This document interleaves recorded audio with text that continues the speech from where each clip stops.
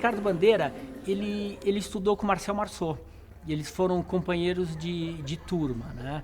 E existia uma diferença da técnica de Marceau com a do Ricardo Bandeira, que eu digo assim, o Marceau, ele finalizava os gestos perfeitamente, ele tinha aquela coisa perfeita, certinha, e o Bandeira era uma coisa mais pesada, uma coisa mais bruta. Então eles faziam as cenas, mais ou menos, era mais ou menos igual, só que o Bandeira, ele dava um final mais pesado, né? O Ricardo Bandeira falava que mímica, como é que era? Mímica, todos nós fazemos mímica, a gente nasce fazendo mímica. Mímica é uma folha que balança na árvore, é o movimento, a respiração da criança quando nasce, né? Agora, a pantomima é uma história contada através da mímica, né? Meu professor de educação artística, ele falou, existe Marcel Marceau, que é uma pessoa que faz mímica, um francês, ele explicou mais ou menos como é que era. Eu fui no consulado da França e peguei aqueles filmes antigos de Marcel Marceau, aquelas coisas enormes, e achei super legal, me interessei, fiz uma pesquisa e terminei montando um espetáculo de mímica, que eu apresentei dentro do meu quarto, na minha casa. Eu chamei os amigos, coloquei o meu irmão para fazer a técnica, e saiu minha primeira apresentação. Fui atrás do Ricardo Bandeira e fui conversar com ele, falei, olha, eu tenho um espetáculo, eu quero fazer, eu gosto de mímica, não sei o quê. E ele, naquela loucura dele, de vida que ele era, ele falou, tá bom, vem aí e apresenta para mim, né? Aí, nisso daí, a gente foi durante 3 anos uma amizade de trabalho, e eu trabalhando, fazendo técnica, carregando mala, carregando livro para tudo quanto era lugar, seguindo o Ricardo Bandeira para ver a mímica, ver e conseguir montar algumas coisas.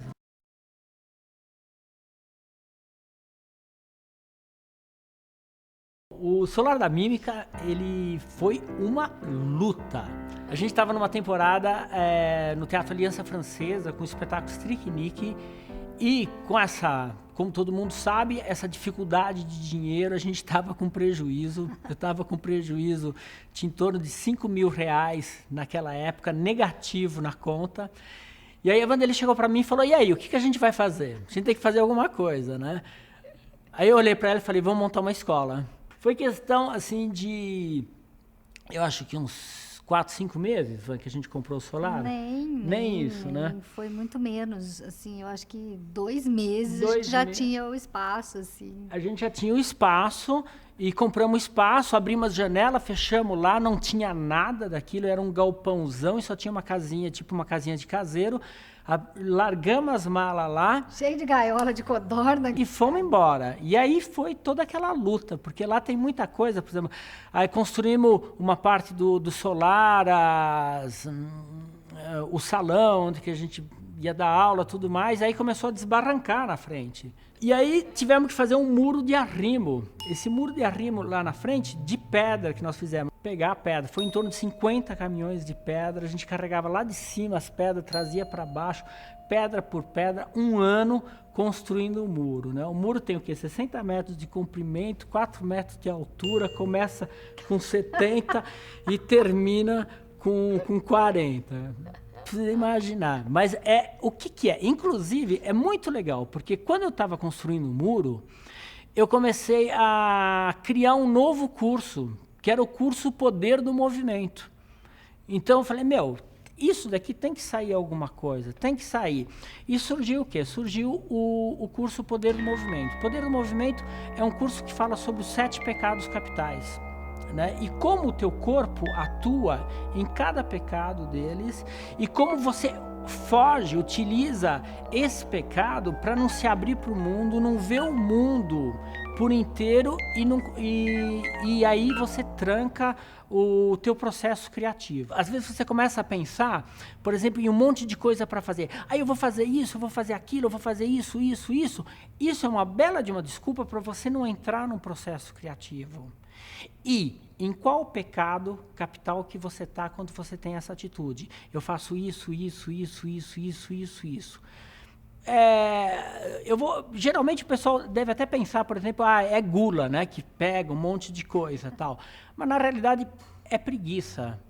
Então você tem preguiça de fazer uma determinada coisa, aí você faz uma outra coisa. Aí você faz uma outra coisa, uma outra coisa, uma outra coisa, uma outra coisa, e nunca faz aquilo e nunca entra num processo criativo.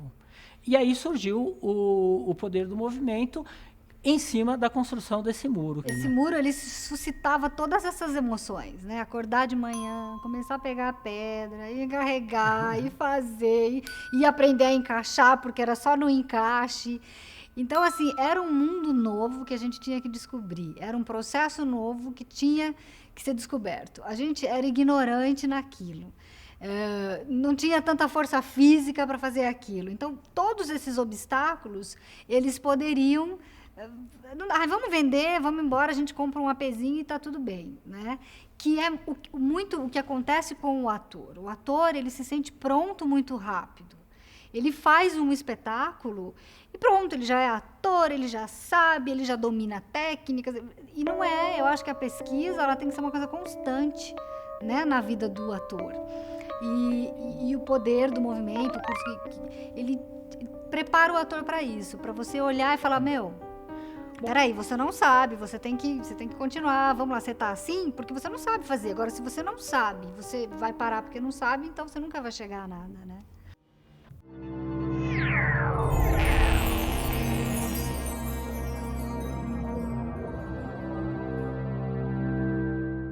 Toma uma atitude, Daura.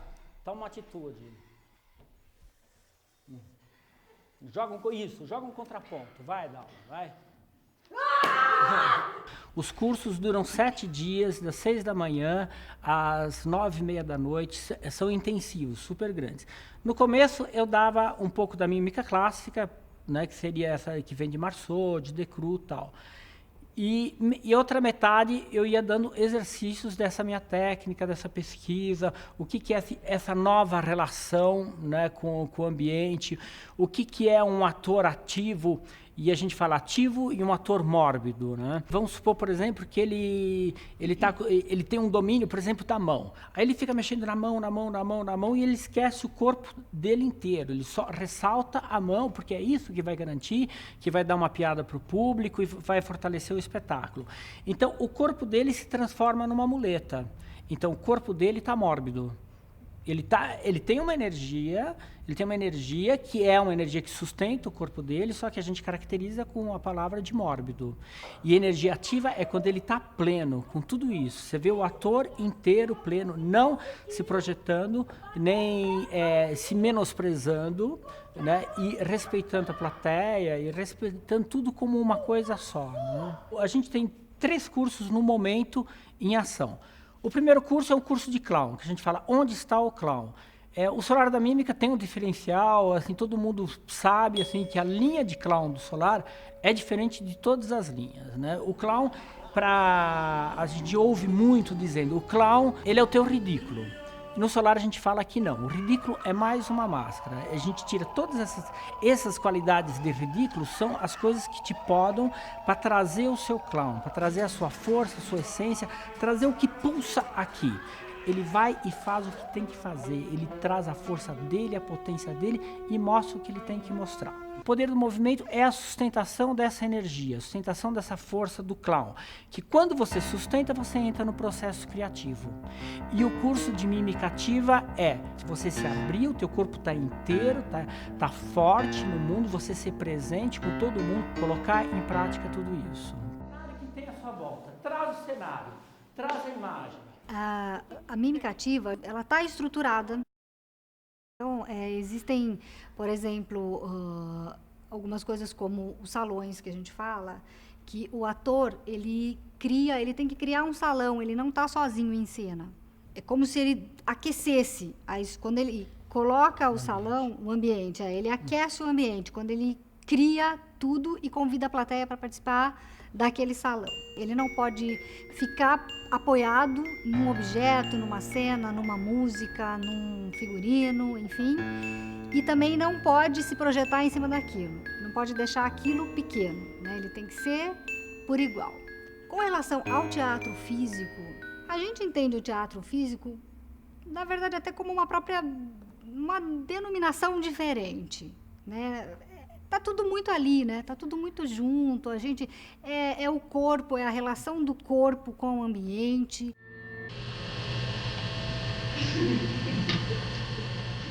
A gente começou a observar, um compra um carro, o outro tem que comprar um carro igual, uma geladeira, outra geladeira igual. A gente falou, nossa, é muita competição, é muito rápido e é tudo muito em pedaços. A gente nunca está inteiro, né? Porque quando você está num computador, na internet, num MSN, uma coisa assim, você está sempre... Você não está vivendo aquilo. Aquilo é uma mentira, você está mutilado, né? Aí a gente começou, como que a gente vai colocar isso num espetáculo? E aí surgiu o Stricknick. Ele é um espetáculo que tem um cenário, a gente trabalha 80% do espetáculo só mãos e cabeça, que é para trazer essa história da mutilação, né? Então, e competição.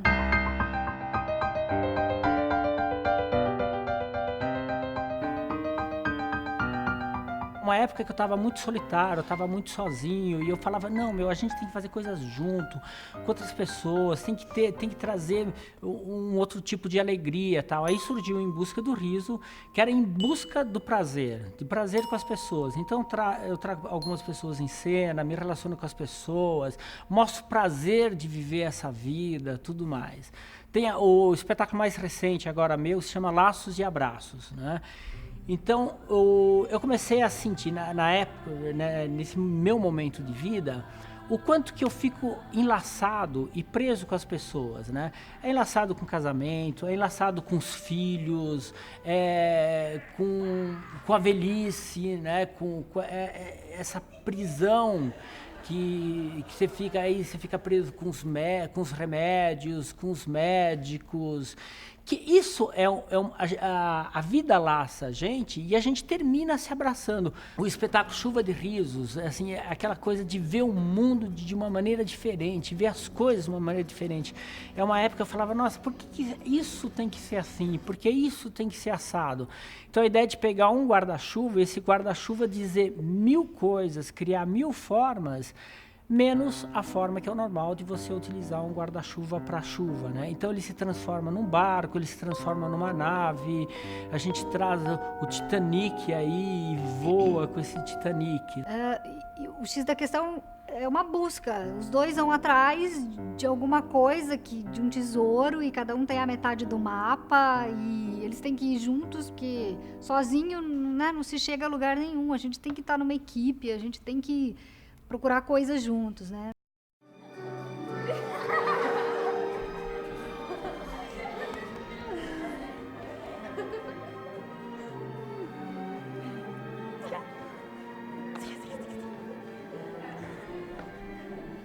Há 10 anos atrás começou a se fortalecer esse novo estilo, que a gente chama de mimicativo. Mimicativo, o que é essa mimicativa, né? É uma relação presente no aqui e agora, com os atores, com o cenário, com a plateia, com os objetos, tudo tem o mesmo valor, tudo tem uma mesma importância. Quando a gente vê Marcel Marceau, a gente vê aquela coisa técnica, ó, porque nem eu estou aqui, o que aparece? Aparece eu, né, e geralmente a plateia vê isso e fala, nossa, que esse ator tem um domínio técnico, que beleza, que maravilha, tal. E fica o quê? O ator, ele é o centro das atenções. Essa parede se torna uma muleta. Ele usa isso como uma muleta, como uma consequência, né? E quando eu trago a mimicativa, muda isso. Essa parede, ela tem a mesma importância que o ator. Ela tem uma importância, ela é forte, ela é intensa. Tudo, a plateia tem o mesmo valor que essa parede e que o ator. Então eu não estou aqui para me projetar em cena, nem ser a muleta do objeto, nem o objeto ser a minha muleta.